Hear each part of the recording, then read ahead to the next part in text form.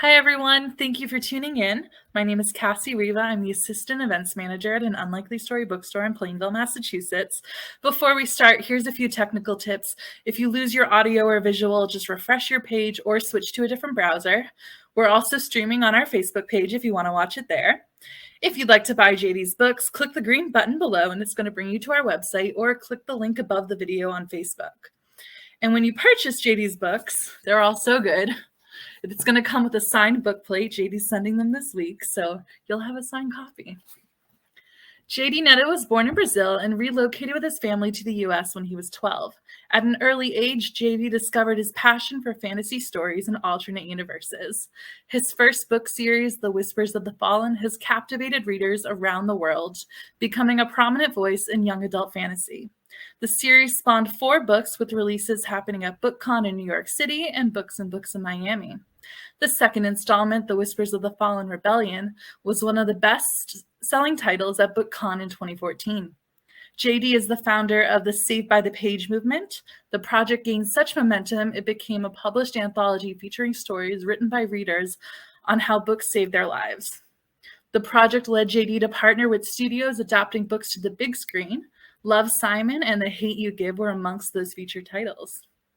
JD's Broken Miracle duology, the second book comes out very soon, was inspired by the life of internationally acclaimed pianist Paul Cardall and his struggles of living with half a functioning heart. It's an amazing story, and I think JD will touch on it in a little bit in this event.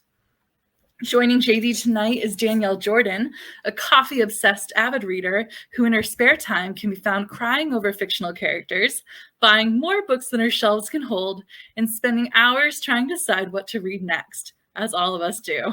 You can see Danielle on her wildly popular Instagram account under the tag YA Allegiance, which is basically an online haven for people who love books. Tonight, JD and Danielle are going to be discussing JD's young adult fantasy novel, Henderbell. Look how gorgeous this cover is.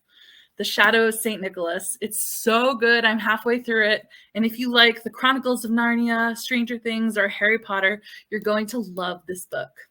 And there's now a special Christmas edition, the red one, that features the short story Whispers in the Dark, along with a brand new cover, character sketches, and a brand new layout.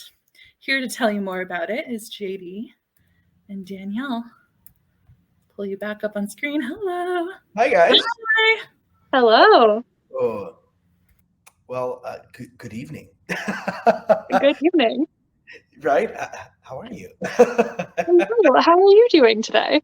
I'm great. I'm excited to be here. Excited that we get to hang out, even if it's through the computer screen, but excited that we get to talk books and, hang out with everybody. So, and by the way, and I've said this to you before, Danielle, but your bookshelves are to die for. Thank you so much. You're the envy, I think, of every reader out there. Thank you. Thank you. Look at how pretty this is, though, right here, front and center. I think I know those. Do you know what that is? Have you seen that before? I think I know those books, yeah. Yeah, I think that just deserves to be front and center for the whole. Thank you. So, JD, how long have you been writing books? When did you start writing, either professionally, or did you start writing when you were a kid as a hobby? What was it that drew you to writing? So I learned to draw before I could write, actually. I was 3 years old when I sketched my first drawing, and my mom kept it. I have it here with me. She brought it from Brazil when we moved, and I kept it. I have it. It's so funny because I drew the crucifixion. For some reason, that image was so ingrained in my mind. And then I think the idea of a story being so powerful when I was a child inspired me to do the same. So I started creating comic books. I would sketch all the characters, and then as I grew up, they started making more sense. They had structure. When I was a kid, I would play with my dinosaurs, and I clearly remember that the story had to make sense. The characters had to have an arc, and a T-Rex couldn't fly, so it would never fly. There was always logic. But when I was in high school, I went to a technical school in Framingham, And so one week I would do regular classes. The other week I would do arts, from graphics to drawing. I just remember having that little voice in my head saying, you should write something, draw something. And that's when I had uh, the first glimpse of what became The Whispers of the Fallen. And then at 24, I self published that novel after so many rejections. Um, but yeah, it got me here. So yeah, that's how things. Well, I'm summarizing a lot, but yeah. Of course, yeah, just jumping only a couple decades, Yeah. No, nothing in between happened at all. Mm-mm. Easy breezy. So, I mean, I would say that something that is so prevalent about you in general is the fact that you have so many talents and skills in so many areas. For instance, your art, your writing, and your creativity in general. And it's something that you've taken pieces of each side of you and put them into your books. What would you say is your favorite part of writing, whether that be plotting or coming up with characters or doing the inside portion of the book? This is crazy, but I love editing. You love editing? I do. I love when I see things take shape. Um, I think as an artist, I love to bring, I mean, obviously, I love to bring order to chaos. So I love when chaos finds this organized order where things begin to make sense. So I love when I've outlined the novel and I go back. So I treat it, so the way I write, I see the novel the way I draw. There's a sketch, so there's some sense of direction, and then you begin to add shape, you add elements, shadow, color, final details. So I tackle writing the same. So there's something beautiful when you have a first draft and you just begin to edit your work and it's chiseling this rough piece of art. So I love that part of the job because things begin to make sense and I see potential of where things could go. But I do love drawing my characters. It's like meeting them in person. So I've always done that. Yeah. Your art is absolutely beautiful, and you put your own art into your books, which I love. Yeah. What's your favorite piece that you've put into a book, or who did you draw that was your favorite? Ooh, I gotta say the red edition of Henderbell, the Christmas one. That's my favorite, character wise, design wise. Yeah, that one. It is stunning. Yeah, I love. Absolutely I'm stunning. quite proud of the cover, the secret cover, the character sketches. I really put a lot of time and effort into the special edition, so I'm quite proud of that one. But who knows? We'll see what the future holds. That's very true. It's definitely fun to watch your craft grow along with you as you put out more books and to get to see how you've refined your skills and how you've changed. It's also very exciting for the reader, so that's really cool. I think that's such a rewarding thing for me is the sense of community that exists in this world of books and stories, and I think you can also relate to this. You know, we've met because of books. We became friends because of books, and it's incredible to see everyone growing because of books, because of our love for stories. So I'll never take that for granted. Yeah, I think it's so special. I met you at BookCon, I believe in 2016 for the first time, and I was too scared to say hello to you. I had you sign my pile of books, and I don't think I said one word to you. I I only remember us meeting in Florida at the Cassandra Clare event. I was introducing her, and we were in line, and that's my memory. We're like, oh, cool, we became friends. But hopefully, my signature looked good in the books. Oh, absolutely. I remember I met you at BookCon. I was not memorable. I walked away, and that was that. Then when I met you in Florida, you were leaving. I saw you in line. I was with my friend, and I said, "Oh my God, that's JD Netto," and I DM'd you. I remember that event when I don't know if you remember this. I clearly remember when I was introducing a Cinder Claire, the mic went off or something like that, and people started shouting, "The mic, the mic, the mic!" And I'm like, "Okay, who's Mike?" And I'm like, "Oh, the mic." So yeah, that's my memory of that. Yeah, I watched you meet her and I was like, oh, he's leaving. I DM'd you and you turned around to come say hi, which was so nice. Yep. Yeah, I remember that. Yes. Yep. That was super fun. Yeah, community it's crazy. And now we've both gotten to see each other grow. Yeah. So. Yeah. So leading up from the last question, my other question for you is when you come up with an idea for a book, do you have a general idea for a plot line that comes to you? Do you maybe see a scene first, or does it start with maybe a particular line that comes to your head? What is it like for the infancy of a project? It might differ from project to project, or what's your experience maybe with a few different ones? It definitely differs from project to project. For Whispers, excuse me, it was one sentence. A boy finds the diary of Lucifer. That was enough for me. And by the way, if you guys look for Whispers, it's not available because the 10th anniversary edition will come out next year, so you can't find it anymore. If you have it, great. If you don't, you gotta wait. But it's and with Henderbell, I was in Los Angeles, and I just remember I visited the Nickelodeon studio in Burbank, and right after that, I was so inspired. The moment I walked inside my Airbnb, I just had this idea. The bloodline of St. Nicholas is alive, and they're heirs to the throne of Henderbell, but they're cursed.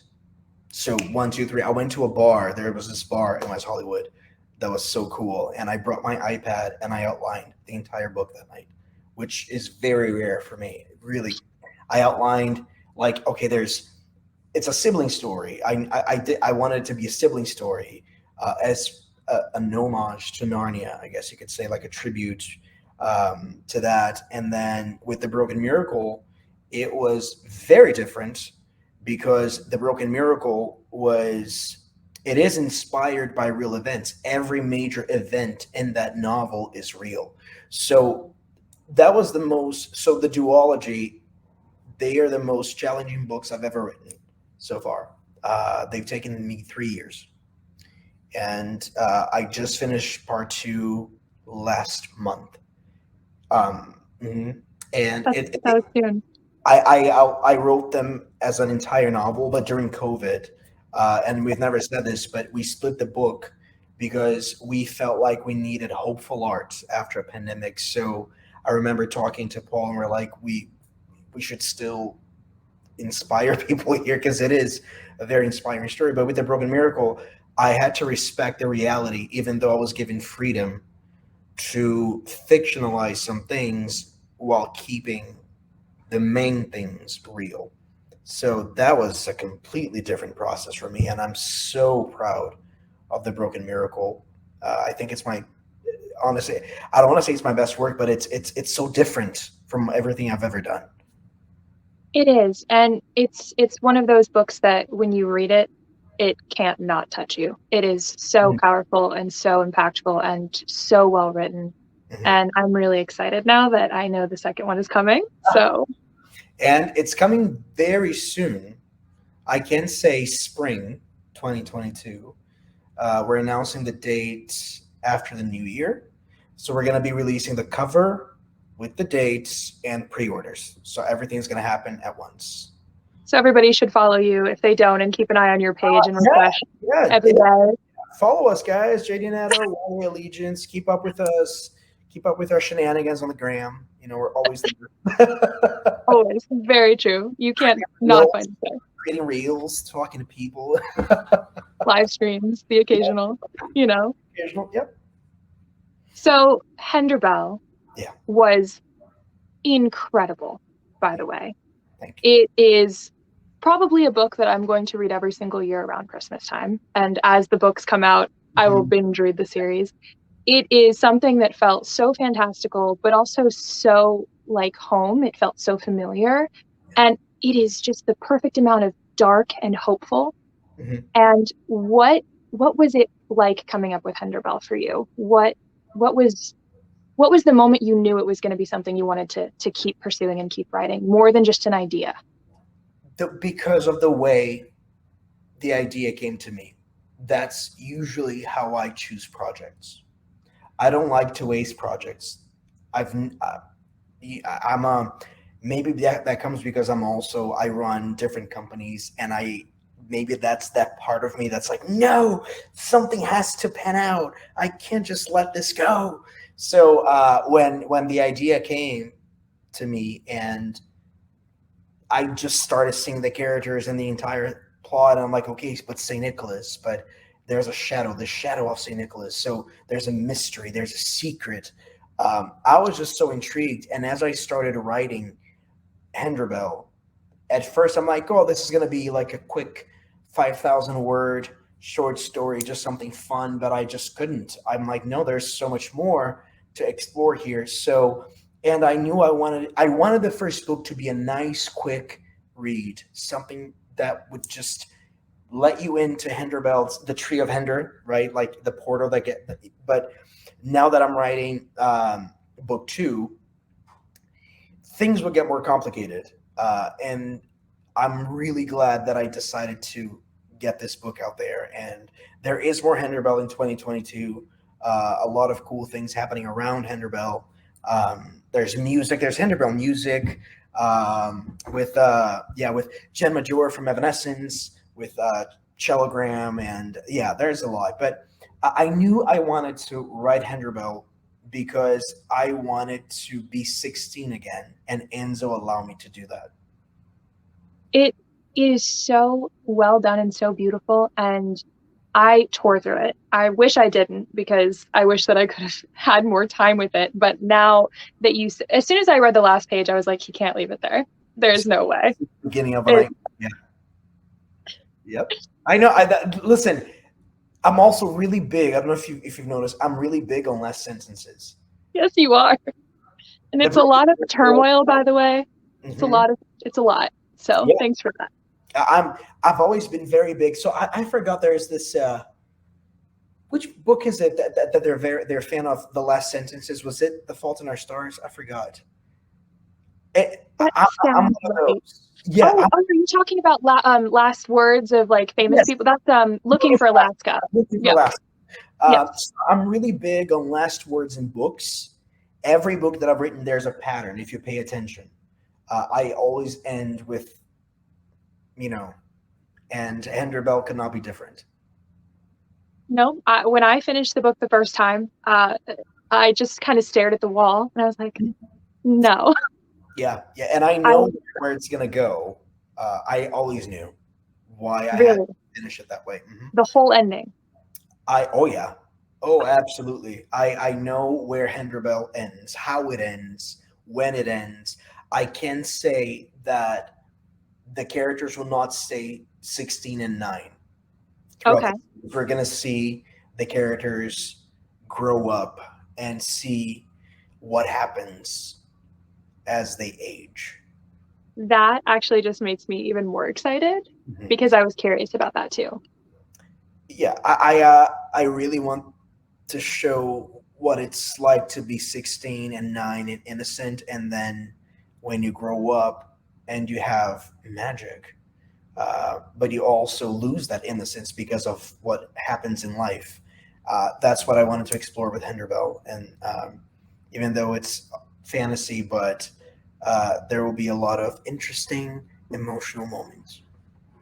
I love that, and I think that that's definitely something that's been a theme throughout a lot of your writing, The Broken Miracle as well as Henderbell, is that idea that what's in front of you is the most important part about whatever you're given, is how you respond to things. And it's so beautiful, and I'm excited to see about how that is different as they grow up, and how they come to terms with aging and how life changes and what life throws at you. Yeah, I've always been fascinated, obviously, by stories, but I've always been fascinated how the narrative changes as you age. You believe certain things and then you don't anymore. And even with The Broken Miracle, that's what drew me to write that novel. There are two timelines.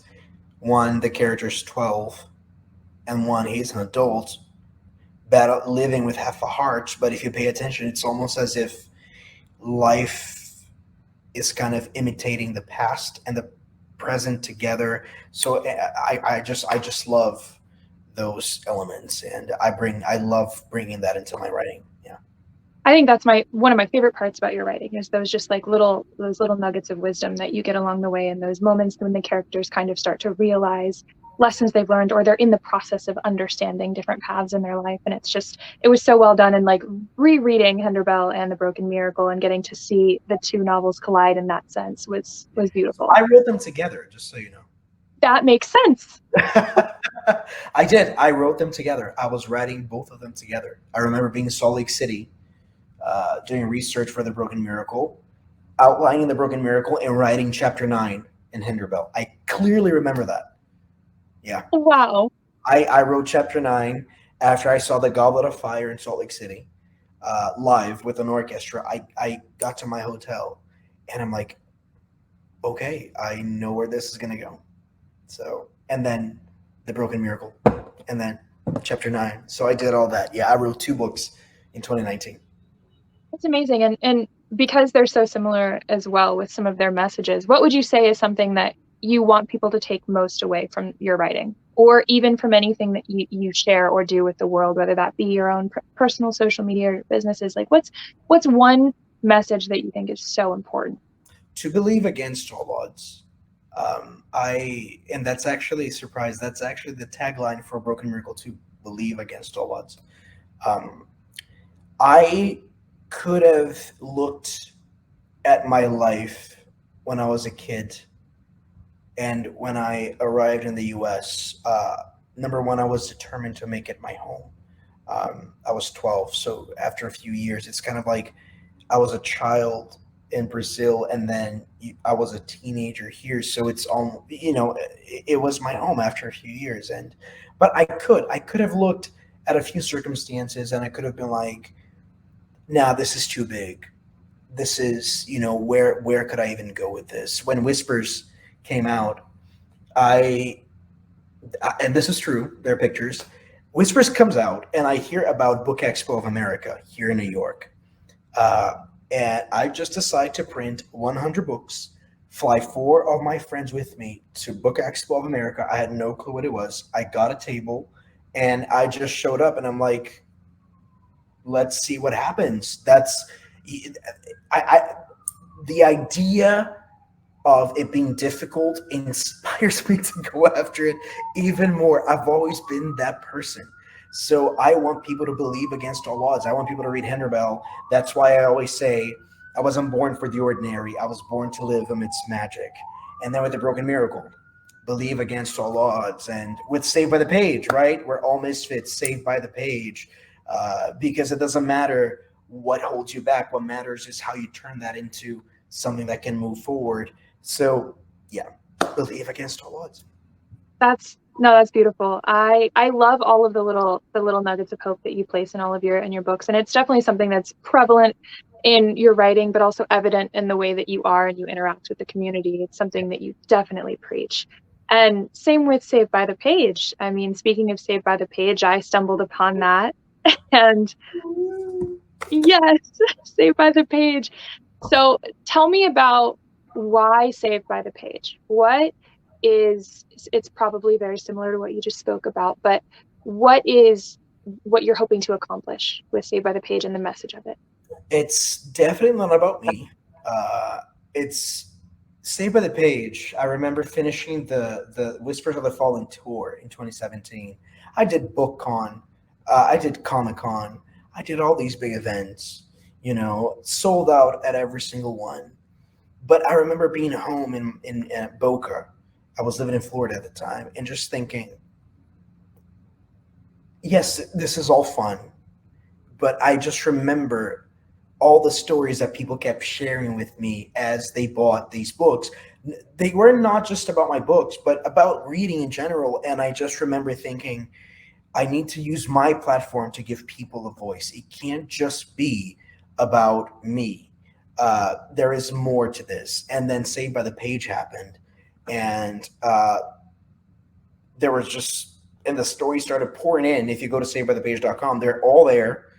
Even the ones that were published, they're there. You can read them for free, because it's not about that. It's about giving people a voice, whether it's here, whether it's through the website, whether it's perhaps podcasts next year. We'll see how that goes. But whether it's about inspiring people. So that's why Save by the Page exists. That's why I keep pushing it forward. And that's why next year I decided to do part two. There will be an anthology, many things planned out, but Save by the Page is for the community. It's literally to give people a voice. Yeah.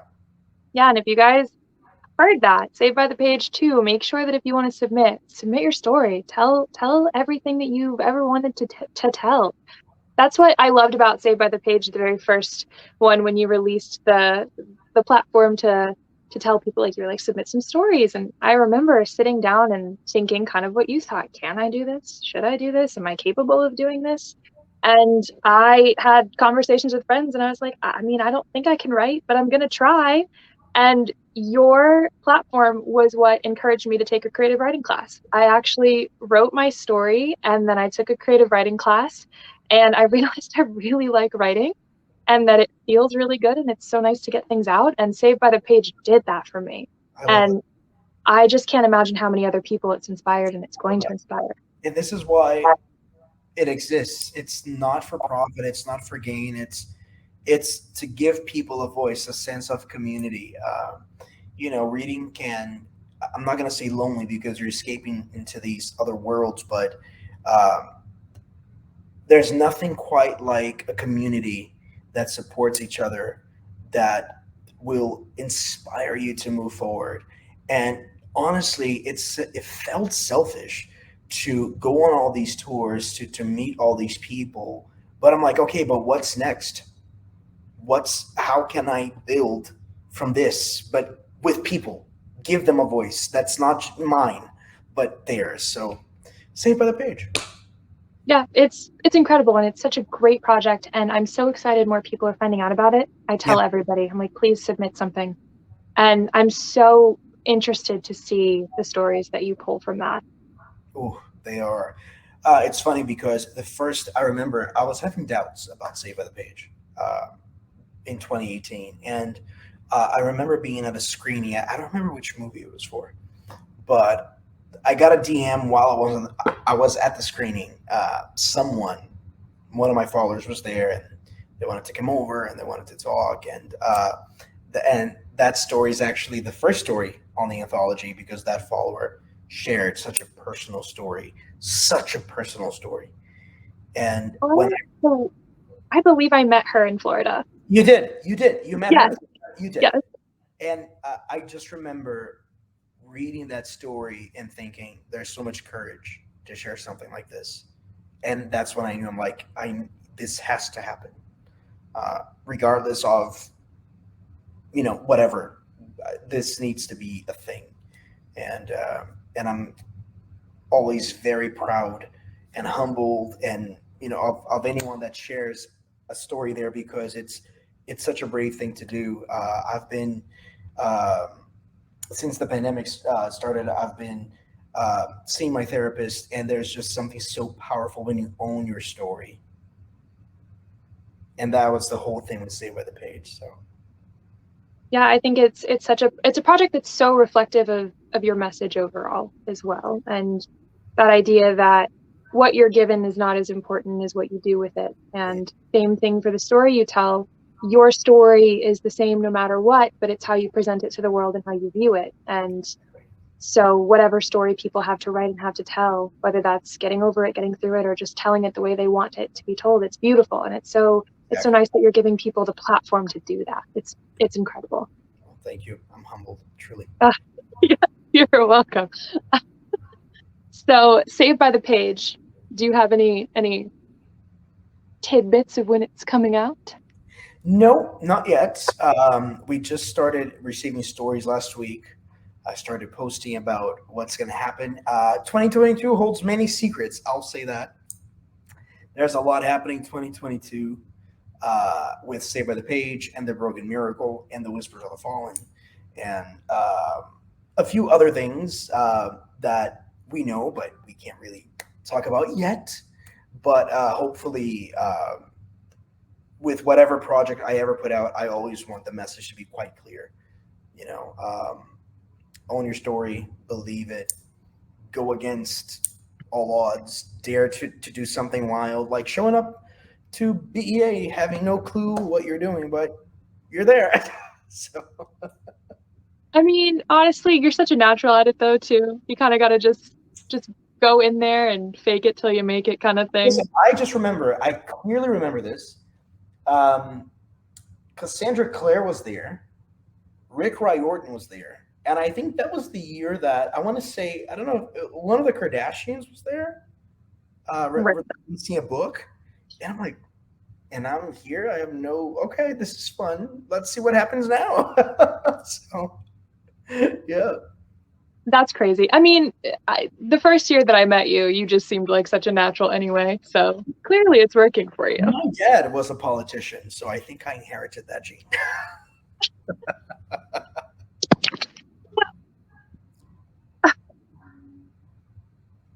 Hi, guys.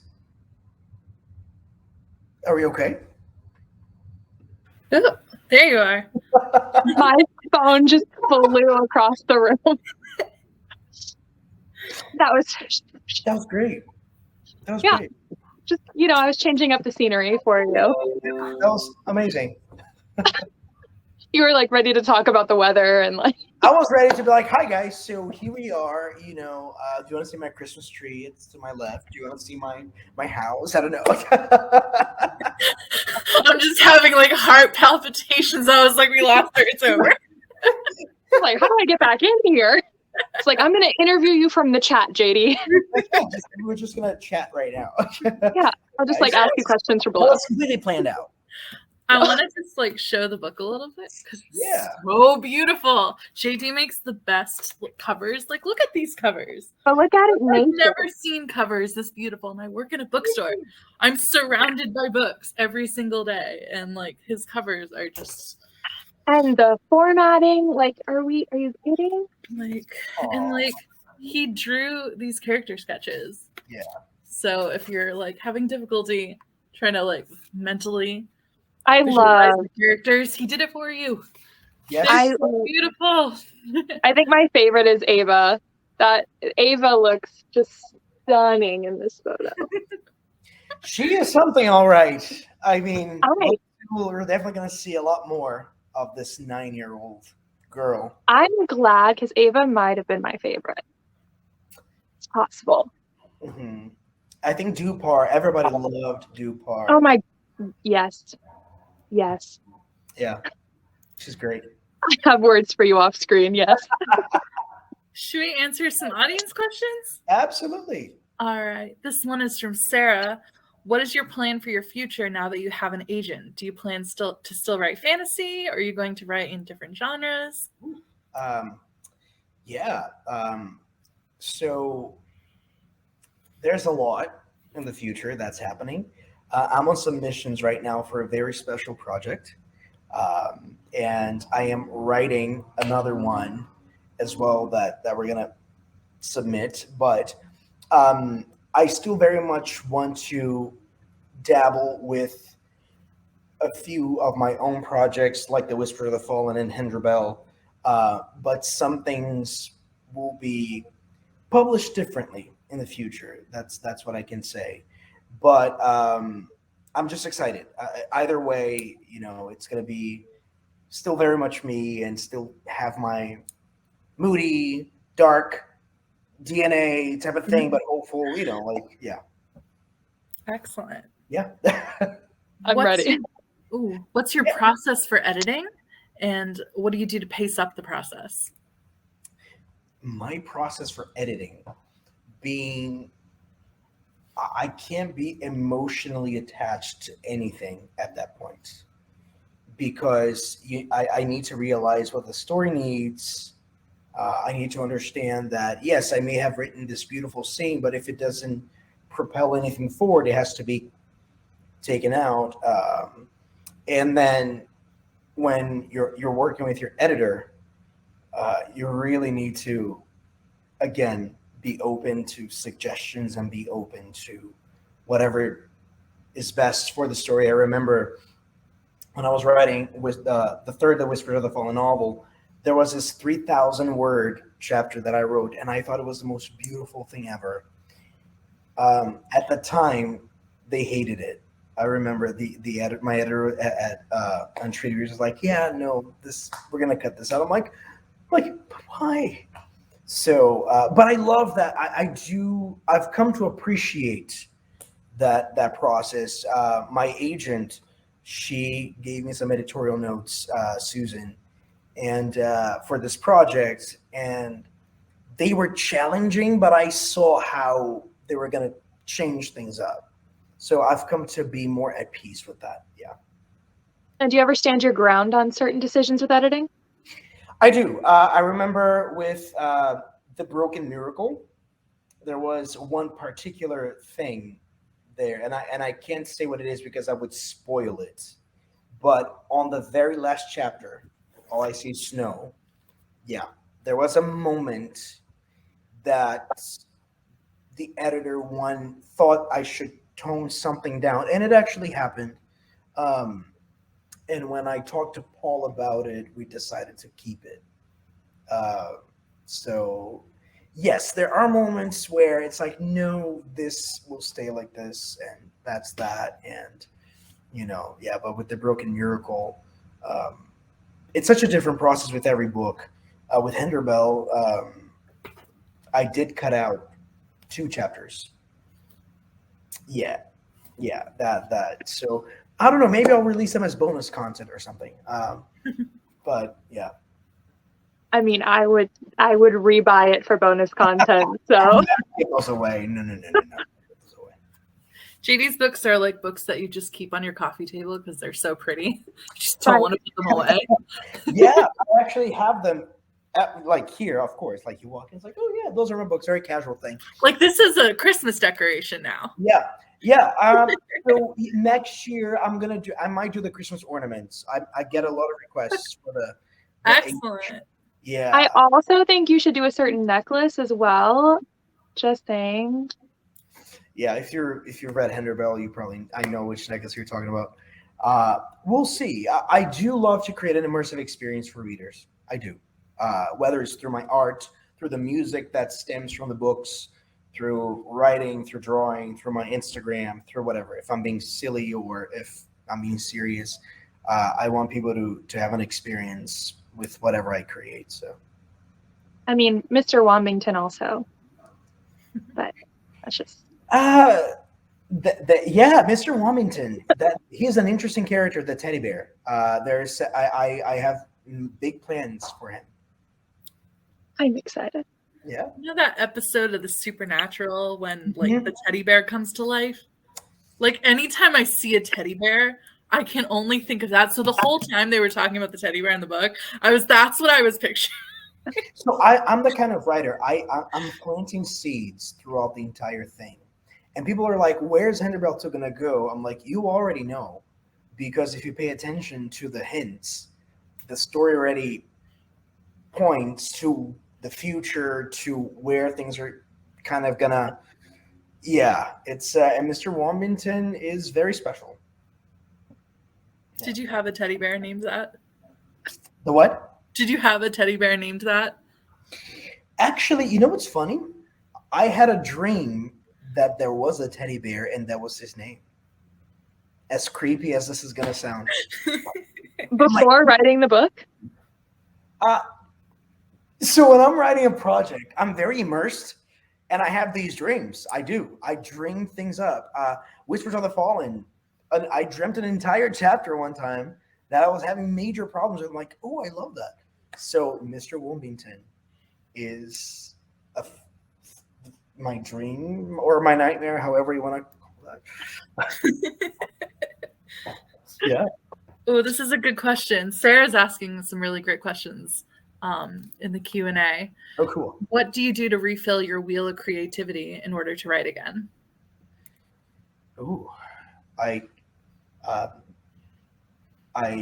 stop writing. I go outside. I go to the gym. I travel. I listen to music. I watch movies. I read something that's out of my comfort zone, or something within my comfort zone. But I need to step away. My brain and I are in a constant battle all the time. I always say that because it's as if my brain is its own entity, and I can think 5 things at the same time. I can do it. For reasons. So yeah. But I need to step away to refuel, and yeah. Excellent. Yeah. I think that was the last audience question. Okay. All right. Thank you both so much. Thank you. So great. If you want to learn more about the Broken Miracle, go to an Unlikely Stories YouTube page and go to like the videos from last spring, and you'll find our interview with JD and Phil Cardell, who the story is about. And it was such a great event. We had so much fun. I loved it. Well, thank you guys so much. Thank you. Thank you, JD. So nice talking to you. And buy the red edition because it has all the bonus content, and you're gonna want it. And then also pick up the Broken Miracle. Yeah, and they're going to be signed. And yes, so thank you guys so much. Thank you. Happy holidays, everyone. You too. Bye. Bye, everyone.